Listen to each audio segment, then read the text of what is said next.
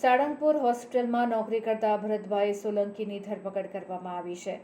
શિલ્પાબેને નોકરી અપાવવાની વાત કરી હતી, જેથી તમામનો સંપર્ક કરાવ્યાનું ભરતભાઈએ પોલીસની પૂછપરછમાં કબૂલ્યું હતું. બોટાદ પોલીસમાં ગઈકાલે અમદાવાદની શિલ્પાબેન દવે, સાળંગપુર હોસ્પિટલમાં નોકરી કરતા ભરતભાઈ સોલંકી, જગદીશભાઈ પંચાલ વિરુદ્ધ ફરિયાદ નોંધાઈ હતી.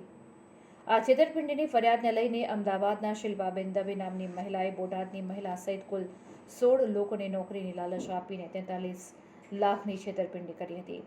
અમદાવાદની મહિલા શિલ્પાબેને આરોગ્ય મંત્રીના પીએ સાથે ઓળખાણ છે, જેથી નોકરી અપાવવાની લાલચ આપી હતી. ત્યારે બોટાદ પોલીસે આ પકડેલા આરોપીઓનો ગુનાહિત ઇતિહાસ અંગે તપાસ કરી બાકીના આરોપીઓને પકડવાના ચક્રો ગતિમાન કર્યા છે.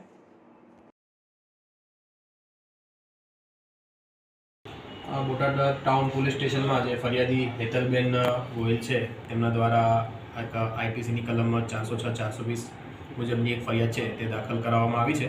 જે બનાવની વિગત જોઈએ તો આ જે ફરિયાદી છે તેઓએ આજથી 2-1 વર્ષ પહેલાં સાળંગપુર ખાતે જે આરોપી ભરતભાઈ સોલંકી છે તેમના કોન્ટેક્ટમાં આવેલા અને તેમના દ્વારા શિલ્પાબેન દવે, અમદાવાદના એક બહેન છે, તેમના દ્વારા કોન્ટેક્ટ થયેલો અને તે બંને દ્વારા આજે ભોગ બનનાર છે તેમને હેલ્થ વર્કરની જે નોકરીનો ઓર્ડર છે તેઓ અપાવવાની લાલચ આપી અને અલગ અલગ વિશ્વાસમાં લઈ અને અંદાજે 8 લાખ રૂપિયા અને અન્ય સાયદો સાથે કુલ 35 લાખ રૂપિયા એમ ટોટલ 43,50,000 આસપાસની રકમ છે તેનું ફ્રોડ છે તે આચરવામાં આવ્યું હતું.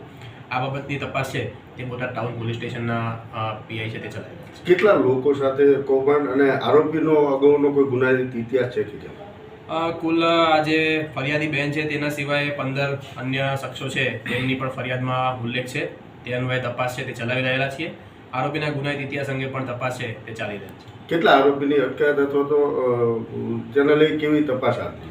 હાલમાં આરોપીઓને ઝડપી પાડવા માટે બોટાદ ટાઉન પોલીસ સ્ટેશન દ્વારા અલગ અલગ ટીમો બનાવવામાં આવી છે, જેમાંથી ભરતભાઈ બચુભાઈ સોલંકી છે તેઓની ધરપકડ કરવામાં આવી છે અને આ સિવાયના જે આરોપી છે તેઓ પોલીસ તપાસમાં છે.